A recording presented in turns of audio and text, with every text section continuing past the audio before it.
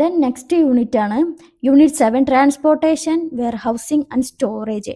ഇപ്പോൾ നമ്മൾ പാക്ക് ചെയ്ത സാധനങ്ങൾ ഇനി എന്ത് ചെയ്യണം? ട്രാൻസ്പോർട്ട് ചെയ്യണം, ആവശ്യമുള്ള കസ്റ്റമേഴ്സിന് കൊടുക്കണം, അതേപോലെ തന്നെ അത് സ്റ്റോർ ചെയ്യണം, വെയർഹൗസിൽ സ്റ്റോർ ചെയ്യാന്നൊക്കെ ഉള്ള രീതിയിൽ. അതൊക്കെ എങ്ങനെ നോക്കാം. ട്രാൻസ്പോർട്ടേഷൻ എന്ന് പറഞ്ഞിട്ടുണ്ടെങ്കിൽ എന്താണ്? Transportation and warehousing are vital to physical distribution. Physically ആ ഒരു സാധനം ഓർഡർ എടുക്കുമ്പോഴൊന്നും ഫിസിക്കലി ഉള്ള ഒരു സംഭവം വരുന്നില്ല. ഓർഡർ എടുത്തു കഴിഞ്ഞാൽ ആ ഒരു സാധനങ്ങൾ പ്രൊഡ്യൂസ് ചെയ്ത് അത് കസ്റ്റമറിന് കൊടുക്കുന്ന സമയത്താണ് എന്ത് ഫിസിക്കലി ഡിസ്ട്രിബ്യൂട്ട് ചെയ്യുക. അപ്പോൾ അതെന്താണ്? വെയർഹൗസിംഗും ട്രാൻസ്പോർട്ടേഷൻ എന്ന് പറഞ്ഞിട്ടുണ്ടെങ്കിൽ physical distribution linking manufacturer and wholesalers.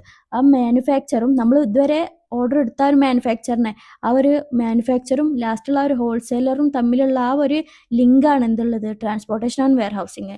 Transportation affect delivery performance and customer satisfaction. Delivery എത്തിച്ചു കൊടുക്കുക എന്നുള്ളതും കസ്റ്റമറിനെ സാറ്റിസ്ഫൈ ചെയ്യുക എന്നുള്ളതാണ് എന്ത് ട്രാൻസ്പോർട്ടേഷൻ അഫക്റ്റ് ചെയ്യുന്ന കാര്യം എന്നുണ്ടെങ്കിൽ.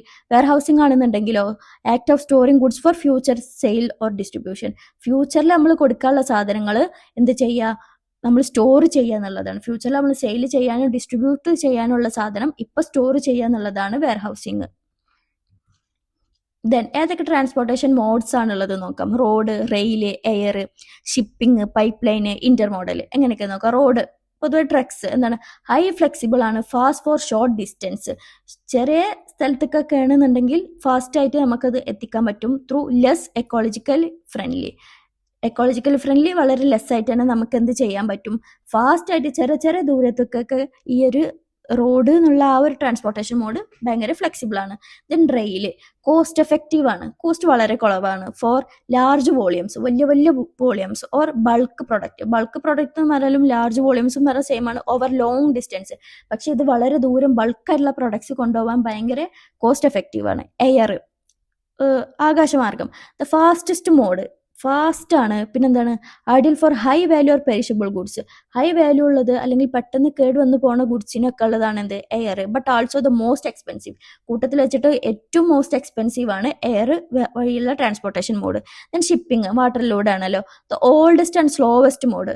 ഏറ്റവും പഴയതും അതേപോലെ തന്നെ ഏറ്റവും സ്ലോ ആയിട്ടുള്ള മോഡാണ് എന്ത് ഷിപ്പിംഗ് ഉള്ളത്. Used primary for international trade and bulk loose cargo. ബൾക്കായിട്ടുള്ള ലൂസ് ആയിട്ടുള്ള കാർഗോ, അതേപോലെ തന്നെ ഇന്റർനാഷണൽ ട്രേഡ് വഴിയാണ് എന്ത് ഇന്റർനാഷണൽ ആണ്, സ്ലോ ആണ്. അപ്പൊ അതാണ് ഈ ഒരു ഷിപ്പിംഗ് എന്ന് പറയുന്നത്. ദെൻ പൈപ്പ് ലൈൻസ് നമുക്ക് ഗെയിലൊക്കെ ഗ്യാസ് കാര്യങ്ങളൊക്കെ, അപ്പൊ അങ്ങനത്തെയാണ് പറയുന്നത്. ഓയിൽ, ഗ്യാസ്, കെമിക്കൽസ് ഒക്കെ expensive to build but very cost effective once operational. അതായത് അത് ആ ഒരു പൈപ്പ് ലൈൻ ഉണ്ടാക്കുക എന്നുള്ളത് എന്താണ്? ഭയങ്കര എക്സ്പെൻസീവ് ആണ്, പക്ഷെ അത് ഉണ്ടാക്കി കഴിഞ്ഞാൽ ഭയങ്കര കോസ്റ്റ് എഫക്റ്റീവ് ആണ്. ഓപ്പറേഷൻ ചെയ്യുന്ന സമയത്ത് എന്താണ്? വളരെ കോസ്റ്റ് എഫക്റ്റീവ് ആണ്. ദെൻ ഇന്റർമോഡൽ എന്ന് പറഞ്ഞാൽ എല്ലാ സാധനങ്ങളും എയർ കൂടെ വന്നു എന്ന് വെച്ചിട്ട് നമ്മളെ കയ്യിലോ അല്ലെങ്കിൽ ഏതെങ്കിലും സപ്ലൈസിന്റെ കയ്യിലോ മാനുഫാക്ചറിന്റെ കയ്യിലോ അല്ലെങ്കിൽ ഹോൾസെയിലേഴ്സിന്റെ കയ്യിലോ എത്തണം എന്നില്ല. അപ്പൊ എന്താണ്? രണ്ട് മോഡ്. ആദ്യം വിമാനത്തിൽ വന്ന് പിന്നെ അവിടുന്ന് ചിലപ്പോൾ റോഡ് മാർഗം. അപ്പൊ അതാണ് ഇന്റർമോഡൽ. എന്താണ്? Two or more modes together often utilising containers to move goods efficiently between ships, trains, trucks. ആദ്യം ട്രെയിനിന് വന്നു, പിന്നെ അത് ട്രക്കിൽ കയറ്റി, പിന്നെ അത് ഷിപ്പ്, അങ്ങനെയൊക്കെ. അത് എങ്ങനെയും ആവാം, ഡിപ്പെൻഡ് അപ്പോൺ ദി പ്രൊഡക്റ്റ് ആണ് കേട്ടോ. ദെൻ ട്രാൻസ്പോർട്ടേഷൻ ഫംഗ്ഷൻ എന്തൊക്കെയാണ്? ഫംഗ്ഷണൽ ഇഷ്യൂസ് ഏതൊക്കെയാണ്? Decision are influenced by 5 parties. 5 parties ആണ് അതൊക്കെ. അത് shipper, consignee, carrier, government and public. ഇവരൊക്കെ ഉള്ള ഒരു പാർട്ടീസ് ആണ് എന്തുള്ളത്? ഈ ഒരു ഡിസിഷൻ ഏത് ഫംഗ്ഷൻ ഏത് വഴി നമ്മൾ യൂസ് ചെയ്യണം, ഏത് വഴി നമ്മൾ എന്താണ് ഓപ്പറേറ്റ് ചെയ്യണം എന്നുള്ളത്. Key economic principles include tapering principle. Cost per unit of distance decreases as distance increases. Distance ഡിക്രീസും അതേപോലെ തന്നെ ഡിസ്റ്റൻസ് ഇൻക്രീസ് ചെയ്യണ കോസ്റ്റ് പെർ യൂണിറ്റ് അത്. പിന്നെ economy of scale, weight decrease ചെയ്യുമ്പോൾ എന്താണ്? ഷിപ്മെന്റിന് സൈസ് ഇൻക്രീസ് ചെയ്യുമ്പോൾ എന്താണ്? അതിലൊരു കോസ്റ്റ് പെർ യൂണിറ്റ് ചെക്ക് ചെയ്യുക എന്നുള്ളതാണ്. അപ്പൊ ഇതാണ് ഫങ്ഷണൽ ഇഷ്യൂസ് എന്ന് പറയുന്നത്. Then managerial responsibility. എന്തൊക്കെ റെസ്പോൺസിബിലിറ്റീസ് ഈ കാര്യത്തിലുണ്ട്? Managers handle operations, freight, consolidation, rate negotiation, freight control, auditing, logistical and integration. ഈ ഒരു റെസ്പോൺസിബിലിറ്റീസ് ഒക്കെ എന്താണ്? മാനേജറിയൽ റെസ്പോൺസിബിലിറ്റീസ് ആണ്. ദെൻ അക്കംപ്ലിഷിംഗ് റിക്വയർമെന്റ്സ് എന്തൊക്കെയാണ്? ഇത് എങ്ങനെയൊക്കെയാണ് മാനേജ് ചെയ്യുന്നുള്ളത്? Private fleet, contracts with specialist or common carriage service. ഈ വഴിയൊക്കെയാണ് എന്ത്? Accomplishing requirements. then എന്താണ്? Warehousing and storage. ഇതുവരെ ട്രാൻസ്പോർട്ടേഷൻ പറഞ്ഞു, നമുക്ക് വെയർ ഹൗസിംഗ് ആൻഡ് സ്റ്റോറേജ് പറയാം. Distribution centre. Static warehouse is used for primary storage. Distribution center focusing on processing value-added services like mixing and packaging and moving goods quickly to the next stage of the supply chain. Distribution centre നമ്മൾ ഒരുപാട് സ്ഥലത്ത് കേട്ടതാണ്. ഒരുപാട് സാധനങ്ങൾ ഒരുമിച്ച് കൂട്ടിയ ഒരു distribution centre. അവിടെ നിന്നാണ് സെന്റർ. ബാക്കിയുള്ള സ്ഥലത്തേക്ക് അല്ലെങ്കിൽ ബാക്കിയുള്ള സപ്ലൈ ചെയിനിനൊക്കെ എത്തിച്ചു കൊടുക്കാൻ പറ്റുന്ന ആ ഒരു ഏരിയയാണ് എന്ത്, ഡിസ്ട്രിബ്യൂഷൻ സെന്റർ. വെയർ ഹൗസിങ്ങിന്റെ എലമെന്റ്സ് ഏതൊക്കെയാണ്? ഷെൽഫ് അല്ലെങ്കിൽ റാക്ക് സിസ്റ്റം, അല്ലെങ്കിൽ ക്ലൈമറ്റ് കൺട്രോൾ ചെയ്യുന്ന system, inventory software, material handling equipments അല്ലെങ്കിൽ സെക്യൂരിറ്റി. ഈ ഒരു കാര്യങ്ങളാണ് എന്ത്, എലമെന്റ്സ് എന്ന് പറയുന്നത്. ഇത്തരം കാര്യങ്ങൾ ഇതിൽ എലമെന്റ്സ് ആണ്. ഇതെന്താണ്, ഫങ്ഷൻസ് പെർഫോംഡ്. എന്തൊക്കെ ഫങ്ഷൻസ് ആണ് വെയർ ഹൗസിങ് അല്ലെങ്കിൽ storage? Warehouses handle procurement പറഞ്ഞ സാധനങ്ങൾ ഒരുമിച്ച് കൂട്ടുക.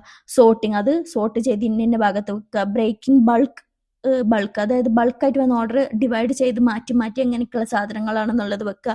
ദെൻ സ്റ്റോറേജ്, സാധനങ്ങൾ സ്റ്റോർ ചെയ്യുക. മെറ്റീരിയൽ ഹാൻഡിൽ ചെയ്യുക. ഇൻവെന്ററി കൺട്രോൾ ചെയ്യുക. ദെൻ എന്താണ്, പ്രോസസ്സിങ് ഓർ ഗ്രേഡിങ്.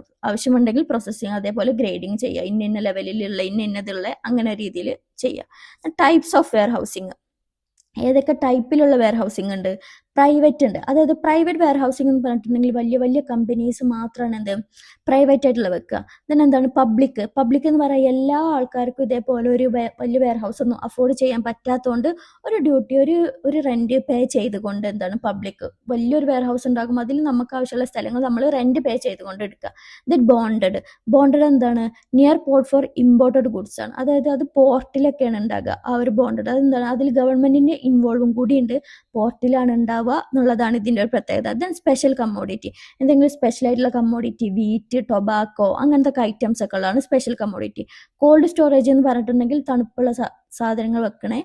ചിലപ്പോൾ അതിൽ ആ ഒരു തണുപ്പ് ഉണ്ടെന്നുണ്ടെങ്കിൽ അത് സ്പെഷ്യലാണ്. അപ്പോൾ ആ ഒരു ടെമ്പറേച്ചറിന് മാറാൻ പറ്റില്ലല്ലോ. അപ്പോൾ അതിനനുസരിച്ചിട്ടുള്ള ആൻഡ് ഇൻസ്റ്റിറ്റ്യൂഷണൽ വെയർ ഹൗസ് ആണ് ഇതിലുള്ളത്, ടൈപ്സ് ഓഫ് വെയർ ഹൗസിൽ. എന്താണ്, ഏതൊക്കെ ഡോക്യുമെന്റേഷൻ ഉണ്ട് ട്രാൻസ്പോർട്ടേഷനിലും വെയർ ഹൗസിംഗിലും? വെറുതെ ഒരു സാധനം കൊണ്ടുവരാനോ തിരിച്ചു വരാനോ ഒന്നും പറ്റൂല. അപ്പോൾ ഒരുപാട് ഡോക്യുമെന്റേഷൻ ഉണ്ട്. അതിൽ ഡോക്യുമെന്റ്സ്, കയ്യിൽ പേപ്പറും കാര്യങ്ങളൊക്കെ വേണം. അപ്പൊ എന്തൊക്കെ? Lorry receipt, railway receipt. ഇതെന്തിനൊക്കെയാണ്? Goods for road, rail transport. ലോറിൻ്റെത് എന്താണ്, റോഡ് മാർഗമുള്ള ട്രാൻസ്പോർട്ടേഷന് വേണ്ടിയിട്ടാണ് ലോറി റെസിപ്റ്റ്. ആൻഡ് റെയിൽ വഴിയുള്ള ട്രാൻസ്പോർട്ടേഷന് വേണ്ടിയിട്ടുള്ളതാണ് എന്ത്, railway receipt. Then consignment note, terms and condition for rail carriage. Rail മാർഗം നമുക്ക് ഒരു സാധനം കാരേജ് ചെയ്യണമെന്നുണ്ടെങ്കിൽ അതിന്റെ ടേംസ് ആൻഡ് കണ്ടീഷൻ അടങ്ങിയ ഒരു നോട്ടിന് പറയുന്ന പേരാണ് consignment note. Then bill of lading, airway bills. ഇതെന്തൊക്കെയാണ്? ക്രിട്ടിക്കൽ ഡോക്യുമെന്റ്സ് ഫോർ സീ ആണ്. കടലിക്കും അതേപോലെ തന്നെ എയർ മാർഗമുള്ള കാര്യങ്ങൾക്കുള്ള ക്രിട്ടിക്കൽ ഡോക്യുമെന്റ്സ് ആണ് എന്തുള്ളത്, bill of lading and airway bill എന്ന് പറയുന്നത്. ദെൻ CMR ഡോക്യുമെന്റ്, അതിനൊരു കൺവെൻഷൻ എന്നുള്ള ആ ഒരു വലിയൊരു നെയിമാണ് അതിനുള്ളത്. ഇന്റർനാഷണൽ റോഡ് ട്രാൻസ്പോർട്ടിന് വേണ്ടിയിട്ടാണ് ഈ ഒരു ഡോക്യുമെന്റ് നമ്മൾ യൂസ് ചെയ്യുക. ദെൻ എന്താണ്, multi model bill of lading. അതായത് നമ്മൾ പറഞ്ഞു ചിലപ്പോൾ ലോറി വഴി വന്നിട്ട് പിന്നെ കപ്പൽ വഴി പോകേണ്ടി വരും. അപ്പൊ 2 വഴി അല്ലെങ്കിൽ അതിൽ കൂടുതൽ മോഡ് നമ്മൾ സ്വീകരിക്കുന്നുണ്ട് എന്നുണ്ടെങ്കിൽ എന്താണ്, ഈ ഒരു multimodal bill of lading നമ്മൾ എന്ത് ചെയ്യണം, ഡോക്യുമെന്റ് ചെയ്യണം. ദെൻ വെയർ ഹൗസ് ഡോക്യുമെന്റ്സ് എങ്ങനെയൊക്കെയാണ്? Dock and warehouse warrant, document or title, warehouse keepers receipt and delivery order. ഇതൊരു വെയർ ഹൗസിന് വേണ്ടിയിട്ടുള്ള ഡോക്യുമെന്റ് ആണ്. വെയർ ഹൗസിന്റെ വാറന്റ് കാര്യങ്ങൾ എങ്ങനെയൊക്കെയാണ്? ഡോക്യുമെന്റ് ടൈറ്റിൽ ഉണ്ടാവും. അതേപോലെ തന്നെ വെയർ ഹൗസ് കീപ്പേഴ്സ് റെസിപ്റ്റ്, അത് കീപ്പ് ചെയ്യുന്ന ആളെ റെസിപ്റ്റ്, ഡെലിവറി ഓർഡർ. ഈ ഒരു കാര്യങ്ങളൊക്കെയാണ് ഈ ഒരു ഡോക്യുമെന്റേഷന്റെ ഇതിൽ വരുന്നത്.